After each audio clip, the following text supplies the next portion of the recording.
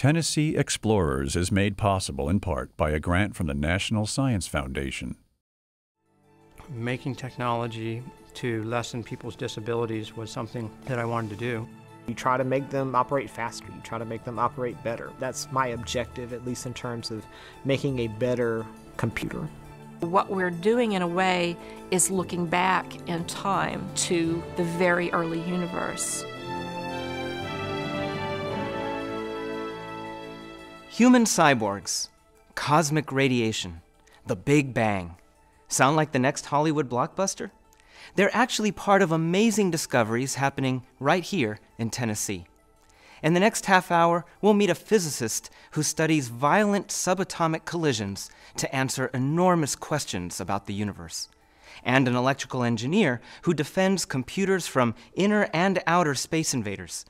But our first explorer is a mechanical engineer who turned a talent for tinkering into increased mobility for the disabled.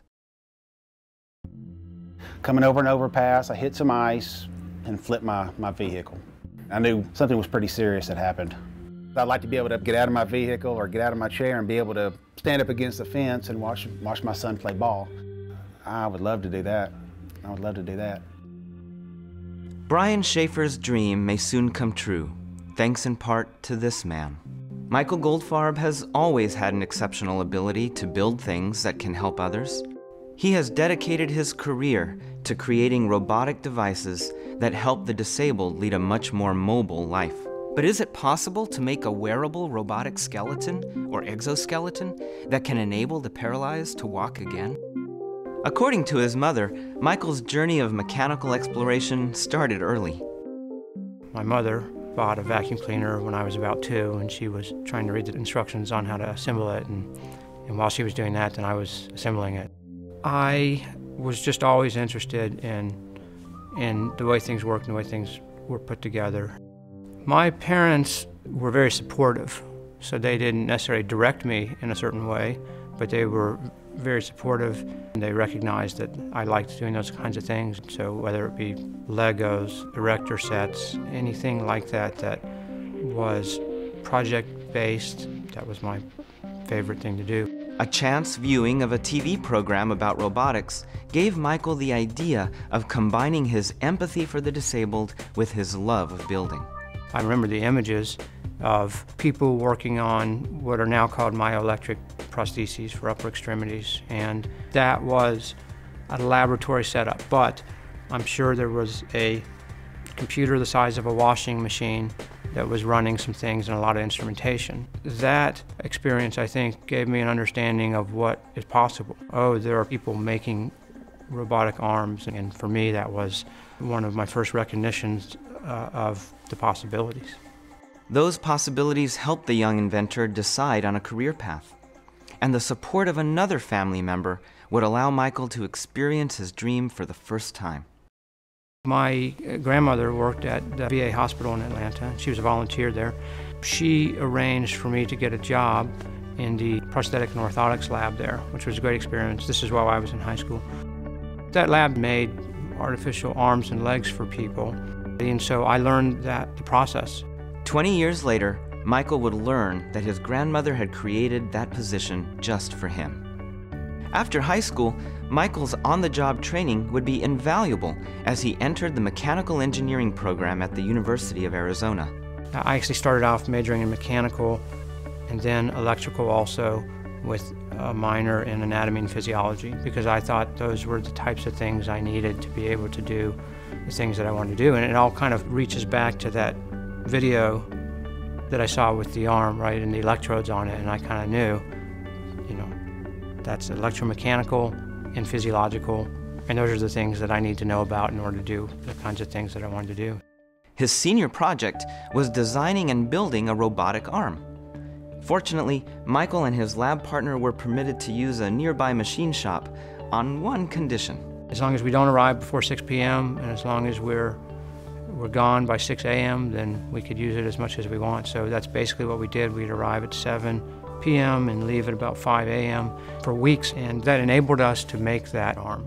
Michael's brilliant work led to graduate studies at the prestigious Massachusetts Institute of Technology, where Michael gained new insights from a new mentor. One of the people that was doing this kind of work was Woody Flowers at MIT. He was making at that time robotic artificial legs, which is exactly like what I wanted to do. So I was able to work with him. That was a great opportunity for me. He was very influential. My graduate school was basically robotic artificial legs and what you could call robotic lower limb exoskeletons. It had controllable brakes because we could stimulate muscles to get power, but you can't control them very well. It's kind of like if you're going downhill on a bicycle, you can control the speed just by modulating the brakes. So we did the same thing. We got the raw power from the muscles, and then we got the control from these brakes. They were arguably both kind of early forms of what we're doing now, some 15 or 20 years later. Despite his success, Michael was discouraged by the fact that his robotics were no more practical than the arm he had seen on TV as a child. His work to help the disabled was hindered by the limitations of technology at the time. If you have to have all these wires that are hooked up to all these boxes of instrumentation and somebody can only use it in a lab, then how much is it really going to affect somebody's quality of life? So to be honest, that's one reason why I went away from that and worked on other things. Years of design and research sat collecting dust.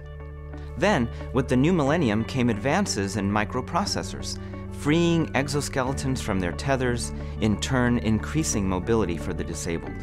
Michael's work could finally be put to practical use. 1, 2, 3.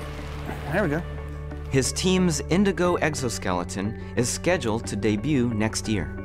Completely self-contained, the device works in harmony with the user, who simply leans forward to walk. Many days of testing and setbacks still lay ahead, but Michael lives by the immortal words of Winston Churchill, never, never, never give up. There are 100 small failures, and one can't get discouraged by those things. Thomas Edison said science or innovation is 1% inspiration, 99% perspiration, and that is an accurate description. Not one to rest on past achievements, Michael is also exploring the future of robotics. Next step is starting to integrate these machines more closely with the human nervous system. So I really think that's where things are going to go next. And as we do that, we'll become more of a natural extension to the human body. One thing I definitely credit my parents for is providing me with a sense of trying to make some kind of contribution to the world. True to his parents' wishes, Michael will continue to contribute, exploring the endless possibilities of maximizing mobility through the use of machines. It's the DE-2115, so the mapping doesn't work to it. From cyber terrorism to cosmic radiation, it seems that computer systems are constantly under attack these days. Fortunately, our next explorer is working to keep them safe. William Robinson has won awards for improving computer reliability and security in areas such as finance and healthcare. But as a professor, William's ultimate challenge is to discover how his explorations in computer design can be used to maximize his influence as a role model for underrepresented students. William's legacy of accomplishment began at home with the support of his first role models. Both my parents are retired educators. My mom initially started out as a science teacher, and my dad spent most of his career as a math teacher. So they certainly had an influence on me being introduced to math and science at an early age.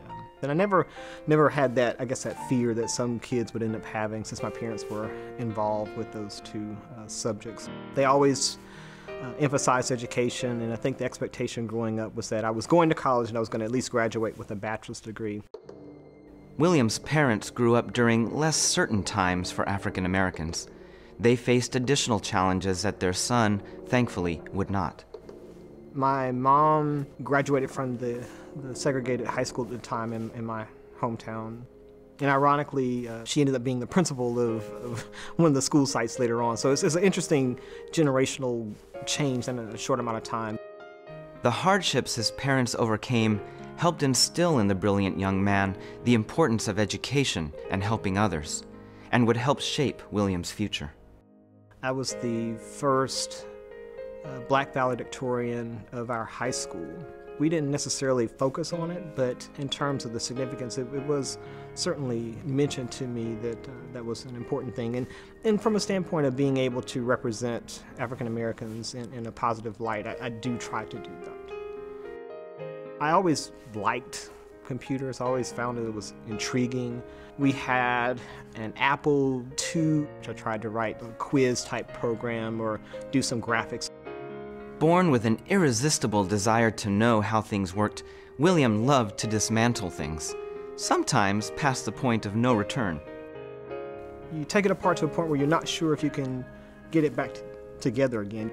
You don't quite know what's there, but you're willing to go find out. I enjoyed that challenge, whether or not my parents liked me going around with a screwdriver to try to take things apart. You know, I didn't try to take anything apart that they valued, but certainly my toys, I at least tried to do a few of those.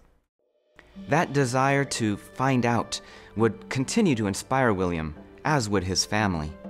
My cousin Jonathan Lofton had a significant impact, whether he meant to do that or not. He went to Georgia Tech as a mechanical engineer, and I remember going to his bachelor's degree graduation ceremony.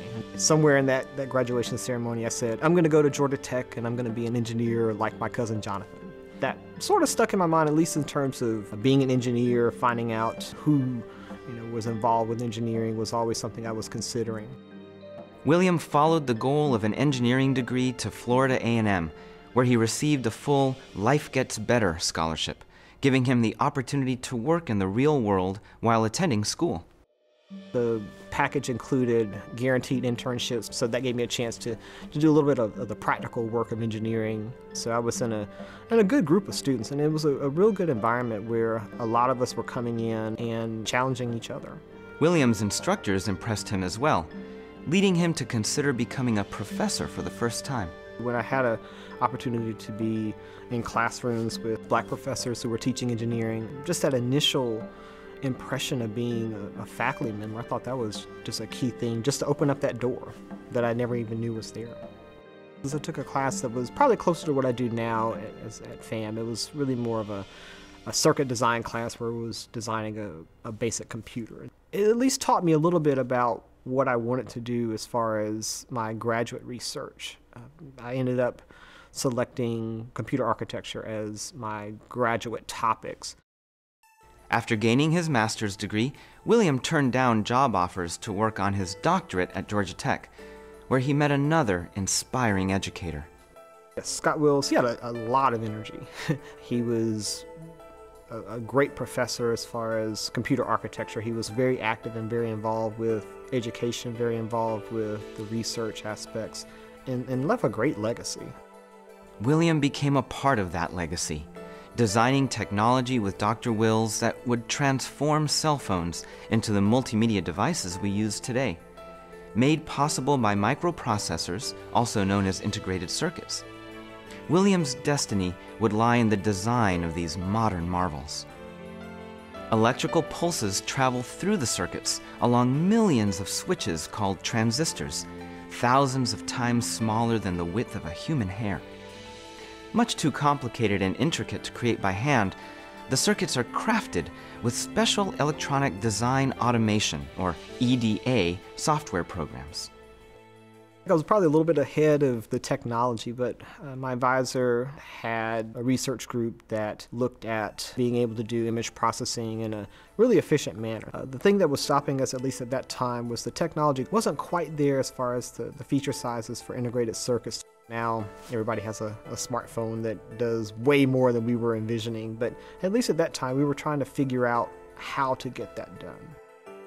After gaining his PhD, William accepted a position at Vanderbilt and put his skills to work improving the reliability and security of computing systems, exploring new methods of protection against everything from hacking to cosmic particles, which can wreak havoc with satellite systems. His efforts earned him the prestigious National Science Foundation Career Award in 2008. By sharing these exciting innovations with his students and encouraging them to follow their dreams, William has also achieved his goal of mentoring future computer designers. My students do a lot of their work with computer simulation, a lot of the work with electronic design automation tools that are used to design circuits and be able to implement those in more of an industry fashion. We actually do look at physical infrastructures, which are the power grid. We look at financial systems where you would have banking transactions, how to make sure you're maintaining security in those arenas, as well as healthcare, because a lot of the issues surrounding electronic medical records and your health records, being able to get access to those are important. And it's not just even securing the data, it's also the privacy concerns that you would have. If someone, you're a famous person and people are trying to see, well, why are you checking into the hospital? You're having to defend against unauthorized access. A lot of times you'll have an idea and you say, let's try this. And you're not quite sure what the answer is going to be. You're not quite sure if you can even build what you're talking about. But I think from the standpoint of the intellectual curiosity of it, I think that is an important piece of science and engineering, where you are willing to try something new. You are willing to, break what you had before to come up with a better model. It is rewarding when you figure something out, when you have a system that you've been working on and finally it works, or finally you figure out what it was that was stopping the system from before. You feel like a sense of accomplishment once you've gotten to that point. And then the fun begins, because now you can use that to answer whatever questions that you were trying to answer from before. William is the first African American to achieve promotion with tenure in the history of Vanderbilt's School of Engineering. But his legacy will be a continuation of the generosity of great educators and mentors who felt that enriching the lives of the next generation was the most important prize of all. One of the things that I started considering, I guess after Scott passed away, you try to help other people achieve their goals. And from the standpoint of my research group, I've had some students who've gone on to get their PhDs, and some of them want to go to faculty positions, and so you try to help them kind of the same way that Scott helped me. I think there's certainly a need for more of us in that field, and to understand its importance and relevance. And so I'm glad when I have a chance to talk to undergraduates who want to consider computer engineering, or maybe it's some high school students or junior high school students who are at that tipping point where they're starting to not like math or science, and being able to do something cool that they would maintain their interest in this field. Maintaining that interest is crucial if America is to remain competitive in the 21st century. It's up to all of us to help motivate and nurture the young minds who will follow in the footsteps of William Robinson. Each one of those pictures represents an individual collision, and then you can see the tracks of the charged particles through the detector. From a Nashville control room, Vicki Green monitors her experiment taking place in an enormous particle accelerator half a world away. She's searching for answers about the mysterious force that holds the nuclei of atoms together. Violent collisions nearing the speed of light shatter the nuclei into tens of thousands of pieces, each tracked by highly complex detectors weighing thousands of tons. How can she hope to reach her goal by studying these miniature models of the Big Bang, when each collision reveals not only answers, but more questions? We were just getting ready to push the button to make the first transverse energy plot, and my colleague turned to me and said, "We're about to see something that nobody else has ever seen before."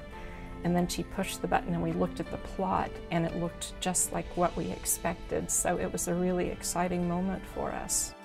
Vicki chose a life of exploration, partly because her mother was denied that opportunity.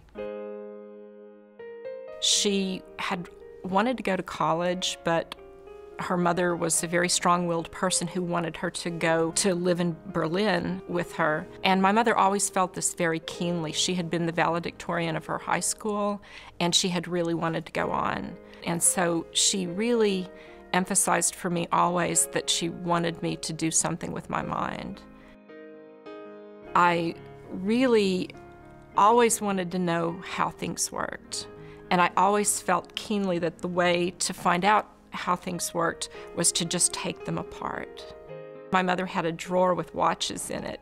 She gave me a broken watch and the screwdriver because I was begging her to let me take one of those watches apart and see how it worked. So I took that watch apart and I took all the gears out and I took the mainspring out and I put the gears back, and I ran into trouble because I could not get the mainspring coiled back up and in.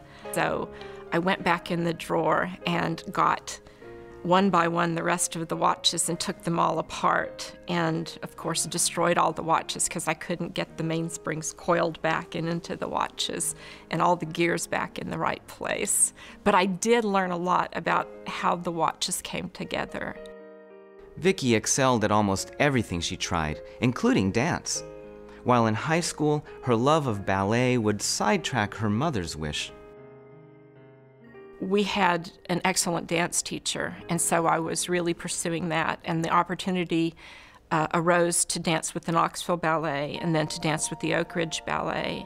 I was 16 at the time, and I decided to leave high school, leave home, and go study dance full-time. But after a while of doing that, I realized that I wasn't going to be satisfied dancing 8 to 10 hours a day. It didn't leave time to go to college, and that I really had to choose.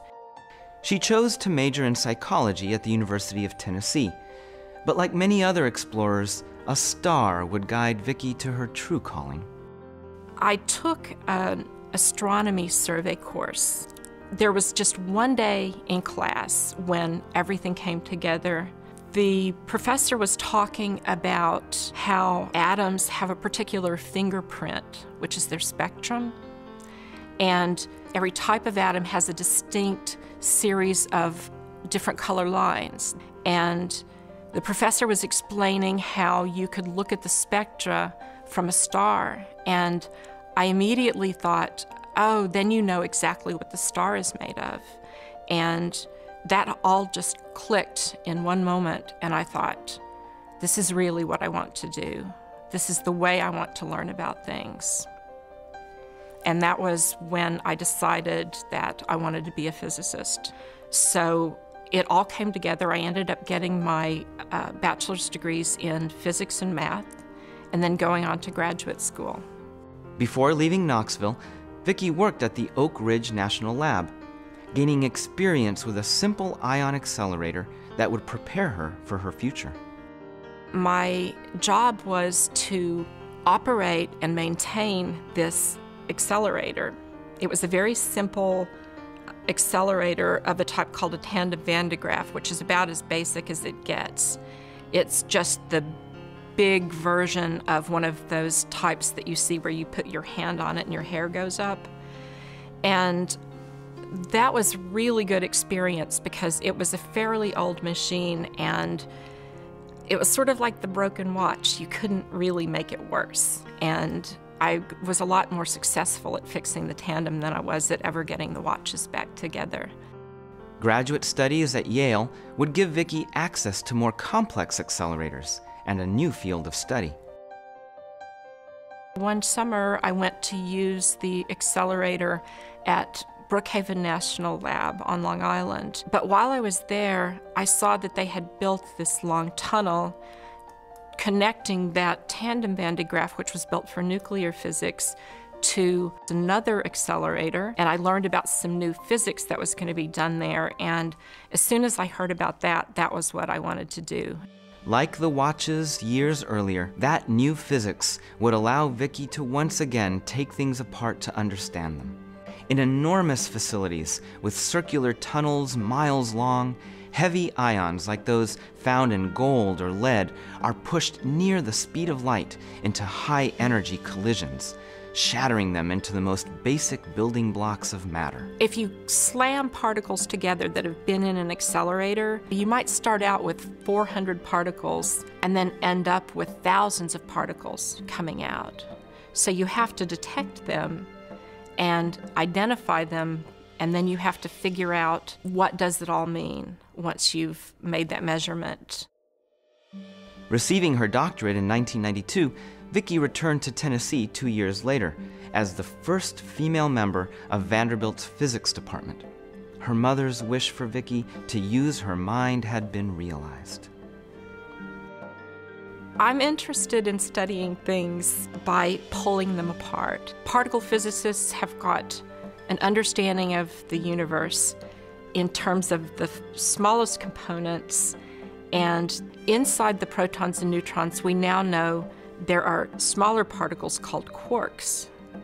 And each proton or neutron has 3 quarks inside that are stuck together by gluey bits called gluons. You can get the quarks close together by either heating or compressing them so that you squeeze all the quarks together. And then you could make this kind of soup of quarks and gluons called a quark-gluon plasma. We know that the very early universe, 10 microseconds after the Big Bang, that the temperature of the universe was so hot, it actually passed through a stage of quark-gluon plasma. Once at Vanderbilt, Vicky worked with fellow physicist Charles Maguire to develop a quark-gluon plasma detector called the Phoenix. The device, weighing 3,000 tons, was designed to determine the type, energy, and trajectory of thousands of particles bursting from the colliding ions. For 5 long years, the Phoenix team searched through collision after collision for the subatomic needle in a haystack. Finally, in 2005, success! They had found proof of the quark-gluon plasma. But that wasn't all. That came with a lot of surprises because we had been envisioning this to be something like a ball of gas, and it actually turned out to be a liquid. And not just any liquid, but what we would call a nearly perfect liquid. It's an extreme state of matter. If you were to take a sugar cube size of quark-gluon plasma, it would weigh about 40,000 tons. It's denser than anything except a black hole. The temperatures we reach are like 7 trillion degrees, so it's hundreds of thousands of times hotter than the interior of the sun. It's the hottest thing that's ever been produced in a lab. And the perfect liquid part, which was really the surprise, that it was a liquid at all, if you were to stir it, it would just spin around forever. It would just swirl and swirl. So it's not like other matter. It's got very extreme, very unusual properties. And that was exciting because we didn't expect all of this. The Institute of Physics shared her enthusiasm, choosing the accomplishment as the most important physics discovery of the year. Today, Vicky continues pulling things apart to understand them.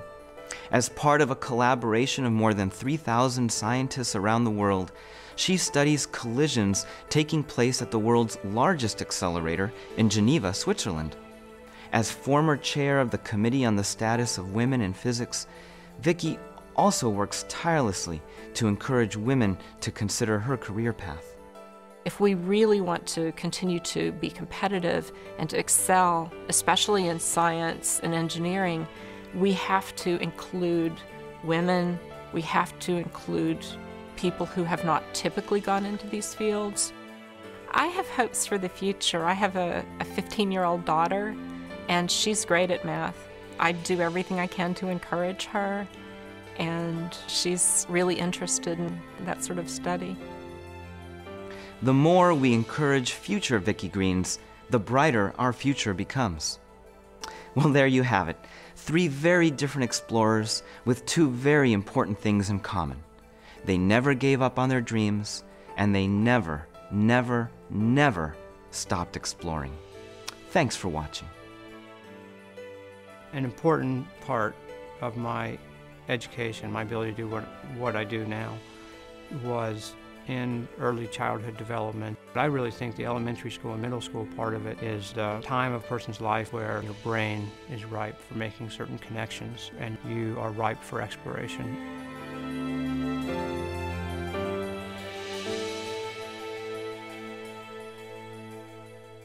Tennessee Explorers was made possible in part by a grant from the National Science Foundation.